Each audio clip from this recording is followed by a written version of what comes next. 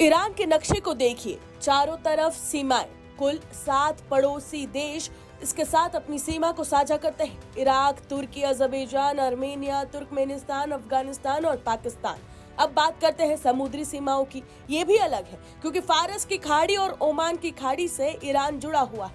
अब इसका आकार समझिए, करीब 16.5 लाख वर्ग किलोमीटर इसका क्षेत्रफल है और ये इतना बड़ा है कि इसमें 2 फ्रांस समा जाए।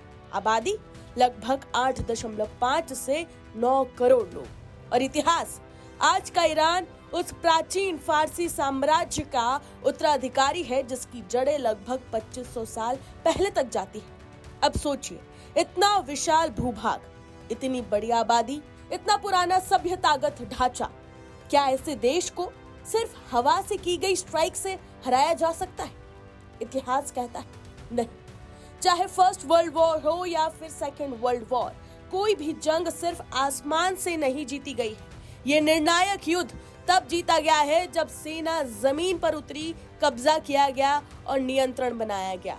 और यहीं से ईरान, इजराइल और अमेरिका का ये टकराव पूरी तरह से बदलता हुआ नजर आता है और इसकी कहानी पूरी पलट जाती है क्योंकि जमीन पर ईरान की रणनीति बिल्कुल अलग है। और यही वजह है कि अमेरिका और इजराइल को ईरान को टक्कर देना जमीन पर मुश्किल ही नहीं, नामुमकिन पड़ जाता है। अब आप इसे कुछ पॉइंटर्स के जरिए समझिए। पहला, ईरान की सबसे बड़ी ताकत है उसका भूगोल। ईरान का पश्चिमी हिस्सा इराक सीमा से जुड़ा है, जहां फैले हैं विशाल जाग्रोस माउंटेन।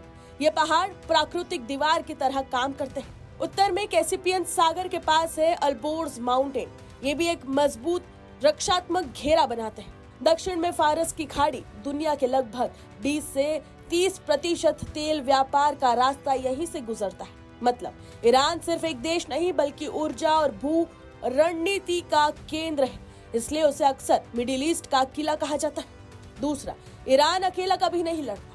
अगर जंग जमीन पर उतरी तो ये सिर्फ 2 देशों की लड़ाई नहीं होगी। ईरान के प्रभाव वाले नेटवर्क में शामिल है हिजबुल्लाह और हमास, इराक और सीरिया की शियाई मिलिशिया। यानी जंग बहुस्तरीय और क्षेत्रीय बन सकती है। तेल मार्ग बंद हो सकता है, वैश्विक अर्थव्यवस्था प्रभावित हो सकती है। तीसरा, सैन्य संरचना, संख्या बनाम तकनीक। ईरान के पास लगभग 6 लाख से अधिक सक्रिय सैनिक है और सबसे प्रभावशाली भूमिका निभाते हैं IRGC यानी कि इस्लामिक रिवॉल्यूशनरी गार्ड कॉर्प्स। ये कोई पारंपरिक सेना नहीं है बल्कि ये असम्मित और लंबी जंग की मशीन है। दूसरी ओर इजराइल के पास लगभग 1.7 लाख सक्रिय सैनिक है और 4 लाख रिजर्व है। संख्या में ईरान आगे है, तकनीक में इजराइल को बढ़त है। वायु शक्ति की बात करें तो अंतर यहाँ पर साफ है। इजराइल के पास में F-35 स्टेल्थ जेट्स है, आयरन डोम है, डेविड स्लिंग है, एरो जैसे मिसाइल डिफेंस सिस्टम है। ईरान की वायुसेना पुरानी मानी जाती है लेकिन उसने अपनी रणनीति बदली है। ड्रोन, खासकर शाहिद सीरीज भूमिगत मिसाइल नेटवर्क।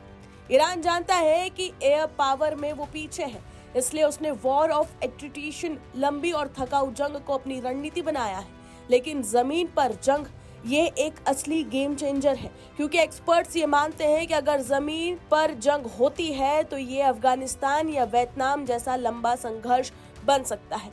अमेरिका ने पहले भी पहाड़ी गोरिल्ला युद्धों में भारी कीमत चुकाई है। ईरान का विकेंद्रीकृत कमांड सिस्टम है, उसकी बड़ी आबादी है और उसका कथित भूगोल भी लंबी लड़ाई के लिए उसे तैयार बनाता है। ईरान के विदेश मंत्री अब्बास ने यह भी कहा है कि नेतृत्व में बदलाव के बावजूद उसका मिसाइल नेटवर्क सक्रिय है। मतलब किसी एक व्यक्ति को हटाने से पूरी व्यवस्था नहीं रुकती। अब बात करते हैं अर्थव्यवस्था और नौसेना संतुलन की, तो इजराइल एक हाई टेक आधारित छोटी अर्थव्यवस्था है। लंबा युद्ध उसके उत्पादन और टेक सेंटर पर दबाव डाल सकता है। नौसेना में ईरान के पास लगभग 100 से ज्यादा एसेट्स है, इजराइल के पास लगभग 60 से 70 के आसपास संसाधन है। फारस की खाड़ी में भूगोलिक स्थिति ईरान को सामरिक बढ़त देती है। तो कुल मिलाकर देखें तो हवा में बढ़त अमेरिका और इजराइल की है। लंबी जमीनी जंग की अगर हम बात करें तो ईरान के लिए ये अनुकूल है। तो देखा जाए तो युद्ध सिर्फ हथियारों से नहीं जीता जाता। भूगोल, इतिहास, अर्थव्यवस्था और धैर्य ये तय करते हैं कि अंत में कौन टिकेगा।